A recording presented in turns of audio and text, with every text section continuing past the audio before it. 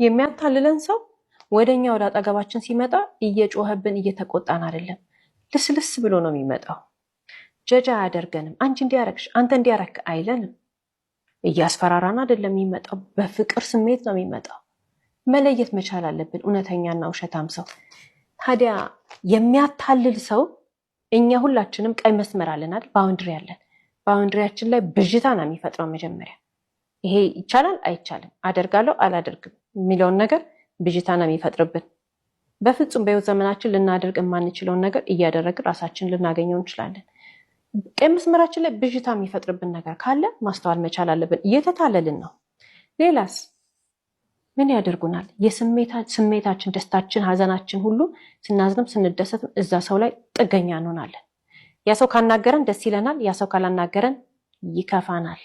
እንደዛ ልንሆን አይደለም የሚገባን። አንድ ግለሰብ አንድ ነፍስ ያለው ሰው ጋር ራሳችንን ደስታችንን ከዛ ሰው ጋር አስተሳስረን ካገኘን ልብ ማለት መቻል አለብን። አንድ የሆነ ችግር አለ እዚህ ጋር። ራሳችንን መካድ የለብንም።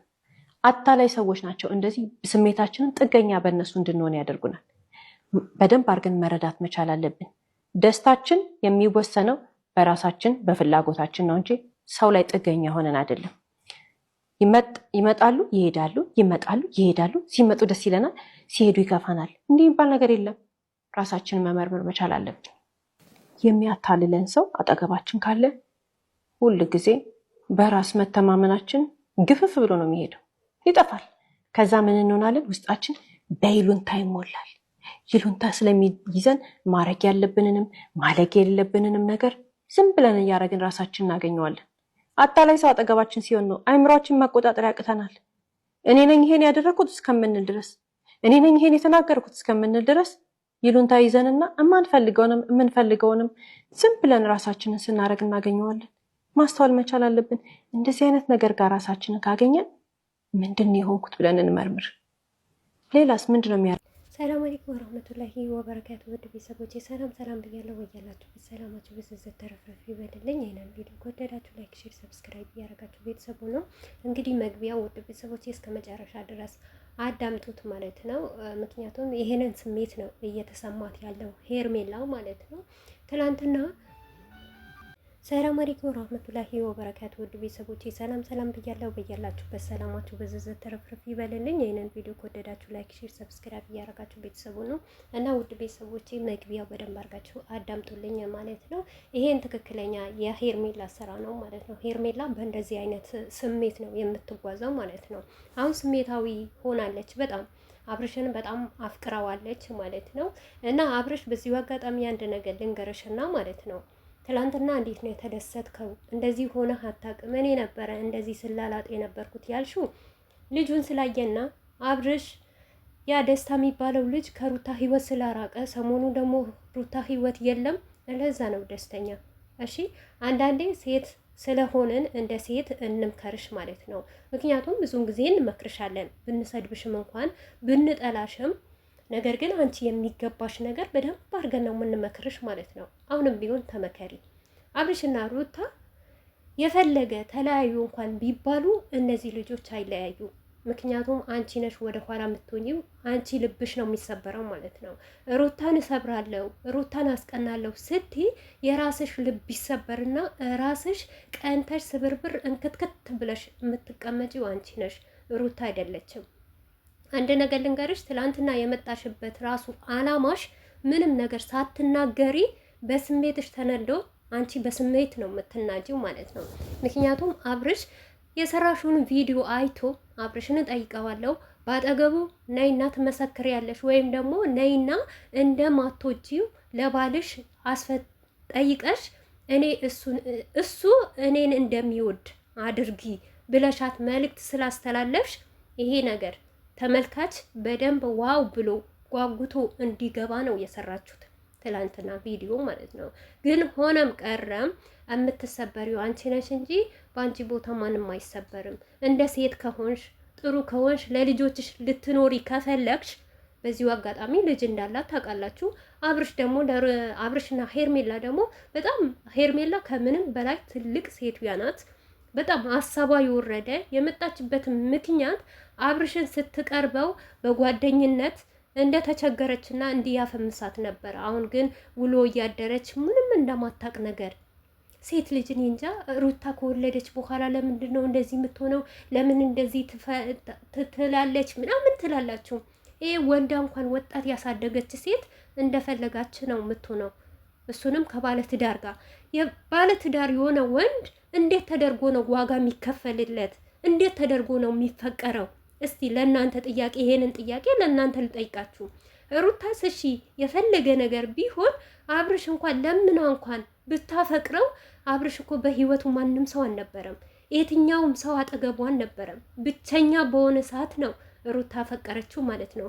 ነገር ግን ሄርሜላ ሩታ እርጉዝ እያለች ባለትዳር እንደሆነ እያወቀች አሁን ደግሞ የልጅ አባት እንደሆነ እያወቀች በየትኛው መንገድ ነው የምታፈቅረው? የትኛውስ ፍቅር አፍቅሯት? ለምሳሌ አብርሽ እኔ አፍቅሬሻለሁ እንኳን ብሎ ቢያገባት እንዴት አርጋ ነው የምትኖረው? እንዴት ተማምናበት ነው የምትኖረው? እስቲ እናንተ ስትፈርዱ ብቻ ሩታን ለመጣል ሩታን ለመስደብ በቃ የሩታና የአብርሽ ፍቅር አለቀ። አሁን ከሄርሜላ ጋር በጣም ያምራሉ፣ ውብ ናቸው፣ ይመሩም። የሰው ማለት እንደ ንፋስ ነው። ምክንያቱም ከዚህ በፊት አብርሽ ከፍቅር ተለያይቶ ሲመጣ ከሩታ ጋር ሲመጣ እናንተ እንደዚህ ነበር የምታጨበጭቡት። ፍቅር እንኳን ሄደች እና አብርሽና ሩታ በጣም ያምራሉ፣ በጣም ውብ ናቸው፣ በጣም ድንቅ ናት ስትሉ ነበረ። ዛሬ ግን ዞራችሁ። የሰው ልጅ አይደለም እዚህ ጋር መኖር ያለብን እኛ እራሳችን ነው እንጂ መኖር ያለባት ሄርሜላ ነው እንጂ እናንተ ኦዲየንሶች አይደላችሁም። ኦዲየንሶች ስለ ሄርሜላ ምንም የምናውቀውም ነገር የለም፣ ምንም ነገር እውነት እዚህ ጋር ቪዲዮ ስለተሰራ ነው። ግን በቪዲዮ ራሱ ሄርሜላ የማይመጥናት ቦታ ነው ያለችው ማለት ነው፣ የማይገባት። እንደውም እኔ እንጃ አላውቅም። አብርሽና ሩታ ተለያይተው እንኳን ቢባል ሄርሜላ አብርሽን እንደሰረቀችው ነው። እንደዚህ አይነት ያሉ ሴቶች ደግሞ በሀገራችን በዝተዋል። ባለትዳር ወንድ አፋትተው የራሴ ላድርግ የሚሉት ማለት ነው። ሄርሜላ አሁን አብርሽን እንደሰረቀችው ወቁ ማለት ነው። ያው ሌባ ለጊዜው ሰርቆ የሰውን ገንዘብ ሰርቆ ሲበላውና ሲጎርሰው በጣም ይጣፍጠዋል። በጣም በቃ ምክንያቱም ያልደከመበት ነገር ስለሆነ ዋጋ ያልከፈለበት ነገር ስለሆነ የሰው ላብ ስለሆነ ምንም መስሎት አይታየትም። አሁን ግን ሩታ ለአብርሽ ከመጀመሪያ ጀምራ ዋጋ ከፍላ ለዚህ ደረጃ አድርሳ በቃ ተሰድባ ተረግጣ አብርሽ ሲያልፍለት አሁን በጣም ሀብታም ሲሆን ብዙ ፈላጊ ተገኘ፣ ብዙ የሚፈልጉት ሰዎች ያገኙ ማለት ነው። ትናንትና አንድ ነገር ላስታውሳችሁ ነው ማለት ነው። አብርሽና ሩታ በዛች በጠባብ ቤት ሆነው ለብቻቸው ያንን ሁሉ ችግር ሲያሳልፉ፣ መከራ ሲያሳልፉ፣ አብረው ሲያለቅሱ ከአብርሽ ጎን ማንም አልነበረም። ገባችሁ? ያሳለፉት አብርሽና ሩታ ብቻ ነበሩ። በሳቱ ቢኒ ነበር ማንከዳ ነገር። እንደውም ቢኒ ቢናገር ይገባዋል። ከችግሩም ጊዜ ነበረ ቢኒ ማለት ነው። ሞር ይሄ እባብ የሆነ አቤላ ራሱ አልነበረም ከጎናቸው ማለት ነው። ሩታ ያንን ዋጋ ስለከፈለችለት ነው እስካሁንም ፍቅር በውስጧ ያለው ማለት ነው። ብዙ ተብላበታለች፣ ዋጋ ከፍለበታለች፣ ብዙ ነገር አሳልፋለች በአብርሽ ህይወት ማለት ነው። ለትዳርና ለፍቅር ስትል በጣም ዝቅ ብላለች። ምክንያቱም ለአብርሽ ሩታ አሳልፋ ማሰጥበት ምክንያት ቢኖር ይሄ ምክንያት ነው። ዋጋ የተከፈለበት ነገር መቼም አትረሱትም። ከአይምሯችሁ ራሱ ከህሌናችሁ ደግሞ አታወጡትም። የመጀመሪያ ፍቅረኛ ወንድም ሆነ ሴትም ማንም አይረሳም። የፈለገ ሴት ለምን አይደረድርም ማለት ነው። እና በራስሽ ተጠቀሚ ማለት ነው። ነገ የሰረክሽውን ነገር አብርሽ አንቺን አያዋጣሽም።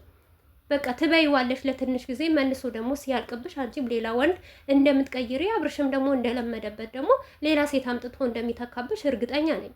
ምክንያቱም አብርሽ ዋጋ የከፈለለት ትዳር፣ በዚህ ትዳር ማለት እኔ እንጃ ሁሌም መናገር ይሆንብኛል እንጂ አብርሽ ይገደል እስከ 200,000 ልክፈል ያለ ሰው አለ። በዚህ በትዳሩ ማለት ነው። በትዳሩ የመጣ አብርሽ ብዙ ዋጋ ተከፍሏል። ብዙ ነገር ሌባ እስከሚባል ድረስ ማለት ነው።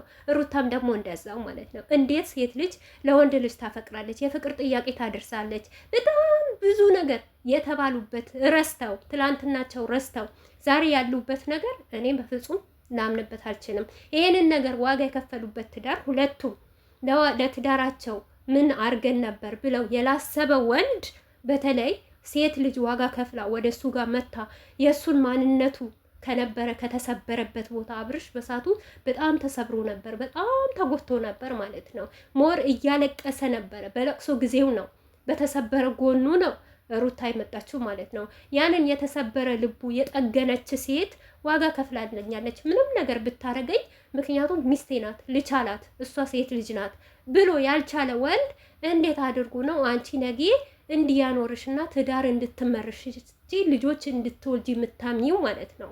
እሺ ትዳር ባይኖረው የራሱ የሚሆን የሚፈልግ ዛሬና ነገ እየሄደ ሩታን እየለመነ እያየሽ የመጣሽበት አላማ እንኳን ትላንትና ለመናገር አልቻልሽም። ለምን እንደሆነ ታውቂያለሽ? አንቺ የሚገባሽ አብርሽ ሽሩሩ ሲልሽ ወድሻለሁ፣ አፈቅርሻለሁ እንደውም አላለሽም።